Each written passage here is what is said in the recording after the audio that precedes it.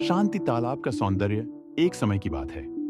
घने जंगलों के बीच एक सुंदर तालाब था जिसका नाम था शांति तालाब।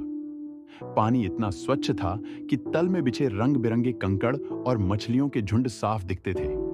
कमल के फूलों की सुगंध हवा में घुली रहती और पेड़ों पर बैठे पक्षी मधुर गीत गुनगुनाते। यहाँ रहने वाले सभी जीव जंतु प्रेम और सद्भाव से रहते थे। कंकु, नन्हा केकड़ा तालाब के किनारे मिट्टी खोदने में व्यस्त रहता। उसके नुकीले पंजे मजबूत थे, पर स्वभाव से वह जिद्दी था।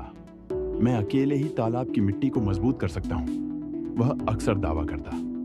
उसकी सबसे अच्छी दोस्त थी मछली, जिसके चमकीले नीले पंख तालाब में जादू बिखेरते।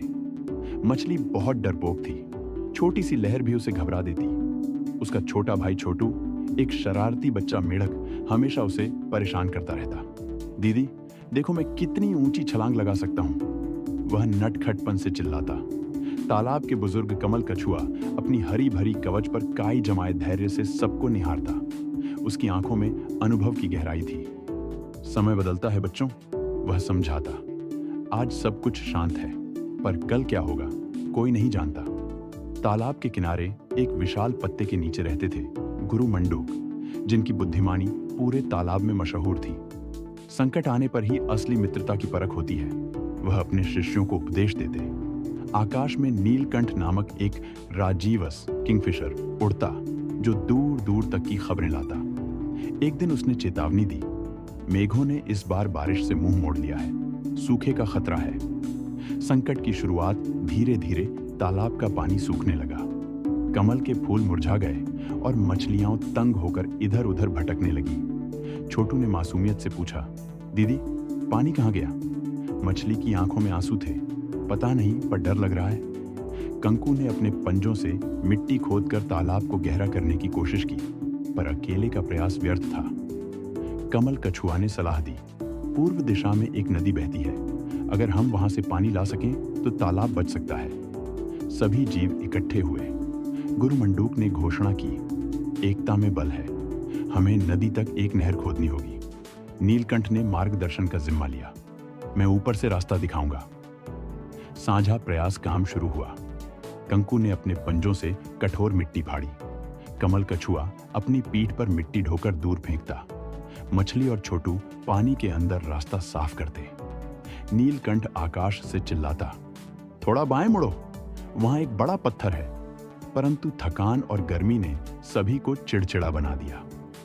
कंकु ने गुस्से में कहा, सारा काम मैं कर रहा हूं, तुम सब तो बस मेरी मेहनत पर बैठे हो। मछली रो पड़ी, मैं तो बस मदद करना चाहती थी। गुरु मंडूक ने दोनों को समझाया, विवाद करने से कुछ नहीं मिलेगा, संयम रखो और एक दूसरे की कमजोरी समझो। नागराज का भय जैसे ही नहर पूर्व की ओर बढ़ी, रास्ते में विशाल चट्टानें आईं। उनके पीछे से एक सर्प की फुफकार सुनाई दी। नागराज, एक डरावना नाग, चट्टान पर लिपटा हुआ था। उसकी आंखें लाल थीं और जीभ बिजली की तरह कांप रही थी। यह मेरा राज्य है, कोई आगे नहीं बढ़ेगा, उसने गर्जना की। सभी स्तब्ध रह गए। नीलकंठ ने चोंच से नागराज पर हमला किया, पर वह बच निकला। कंकु ने अपने पंजे फैलाए, हमें पानी चाहिए, हमें जाने दो।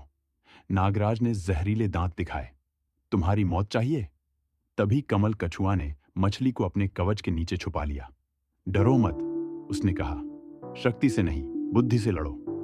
गुरु मंडूक ने कंकु को संकेत दिया, उससे बात करो, शायद उसके दिल में भी प्यास हो।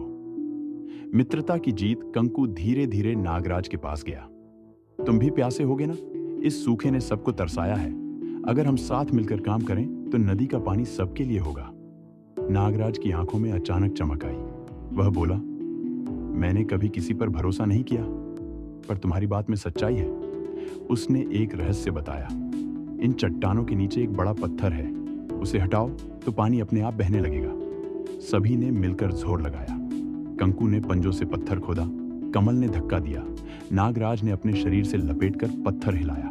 आखिरकार पत्थर हटा और ठंडा निर्मल पानी बहकर तालाब में आ गया। नया सवेरा शांति तालाब फिर से हरा भरा हो गया। नागराज अब उनका रक्षक बन गया। गुरु मंडूक ने सबको समझाया, जब हम स्वार्थ भूलकर साथ चलते हैं तो हर संकट टल जाता है। मछली ने कंकु से कहा, तुमने नागराज का दिल जीत लिया। तुम सच में हीरो हो। कंकु मुस्कुराया। नहीं, असली हीरो वह है जो दूसरों को साथ लेकर चले। छोटू ने नई छलांग लगाई।